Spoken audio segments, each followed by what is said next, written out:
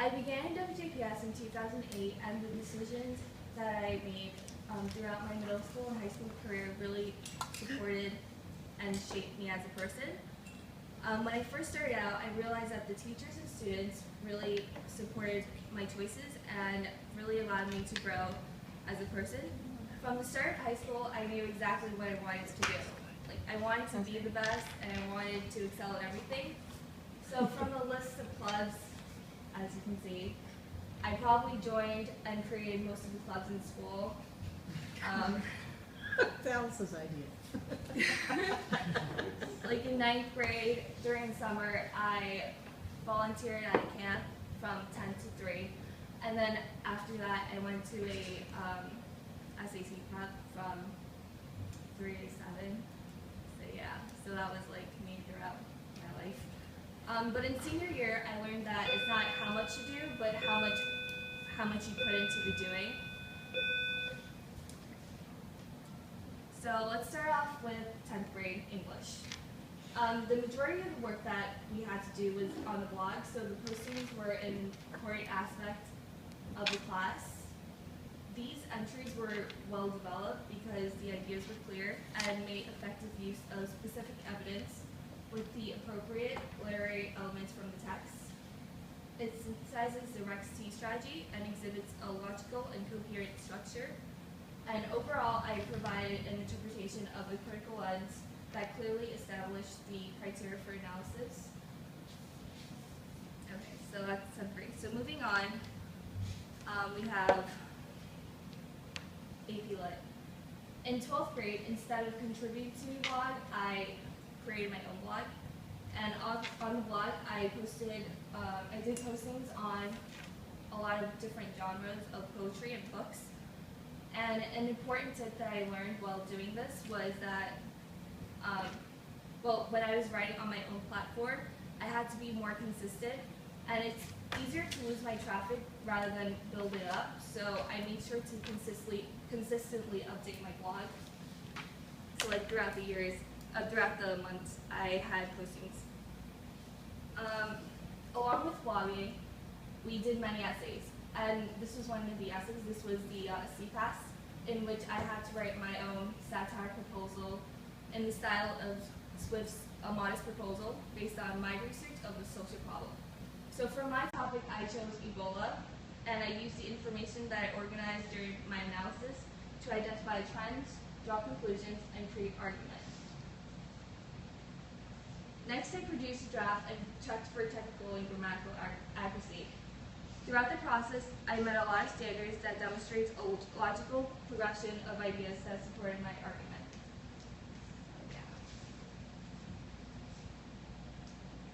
So in pre-calc, we were given problem sets on exponents, radicals, differentiation, and other topics. The questions were challenging, but I soon figured out how to eliminate or guess and check, which helped me solve for the problem without actually solving for anything. I recognized the relationships between the variables or expressions, and that made it a lot simpler to do. Moving on to AP Calc. Okay, moving on to AP Calc, we were mainly tested on every topic of the unit. Mr. Lai didn't exactly go over everything because he had to teach a class, but over the year I learned how to do each of the problem, and the problem set that we did the previous years really helped me understand how to do these questions. Okay, so as you can see, the grades I got on the tests, they would fluctuate, so I would get like 70s or 90s or 80s, or like it would just go up and down because I didn't exactly know what I was doing. Okay, so in freshman year of living environment, we were assigned to create a PowerPoint on the organelles of a cell. So we had to compare the cell to an algae of our choice, and I compared it with U.S. government. I wrote about the mitochondria, nucleus, chloroplast, and cell wall, among other structures. But during this time, I wasn't really familiar on how to make a PowerPoint. As you can see, it's very unorganized, it looks very clustered, and the color choices wasn't exactly the best. It was hard to read due to the vibrant colors. So as I grew older, I slowly began to understand what makes a good presentation. So in 12th grade, I took environmental science, and we had to do this presentation on animal adaptation with biomes and interaction with other animals. So to show our understanding, we did our presentation on the island rainforest of Africa, specifically Madagascar. So here you can definitely see my improvement on not only the visual, but with the information presented. There was a lot of research, and we stayed interactive with the audience. Okay.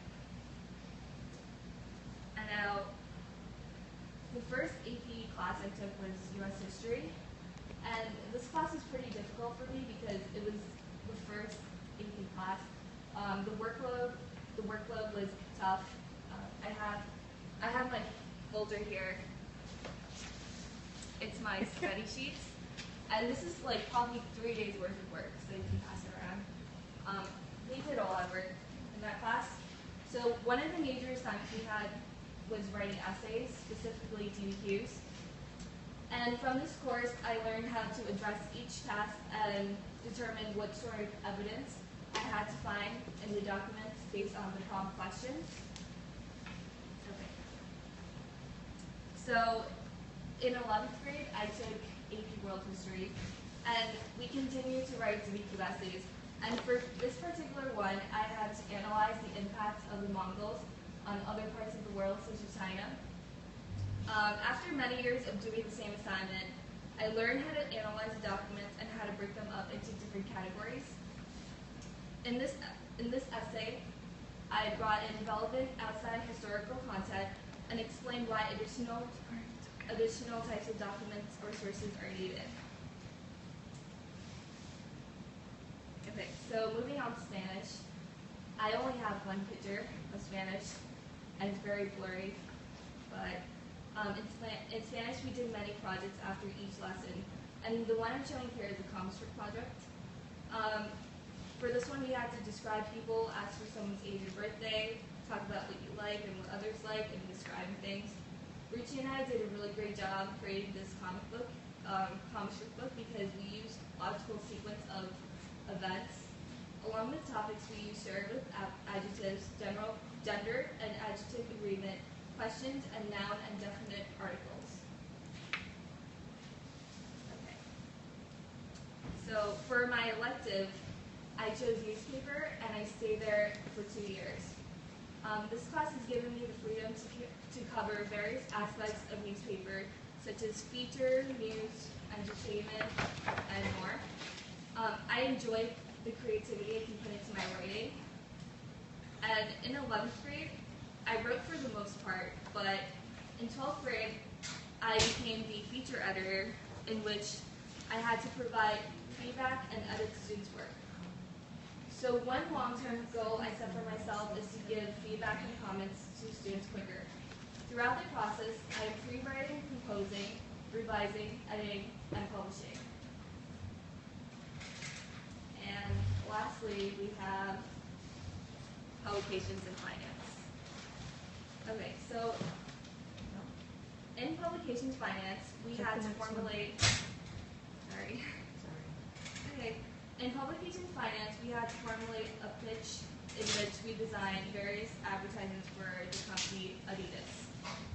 So based on the standards, we articulated a set of objectives and goals to inform and guide the work we're going to produce.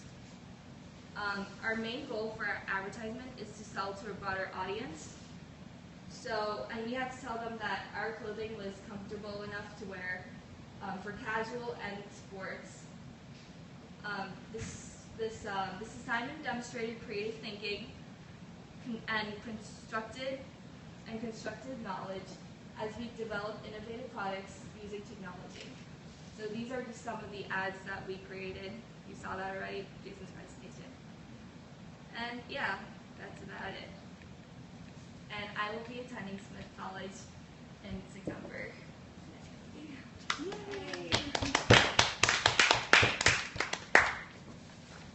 Smith is pretty cool. Where is that? It's in Boston. Do you know what you're going to be studying, Alice? Yeah, I'm majoring in biology.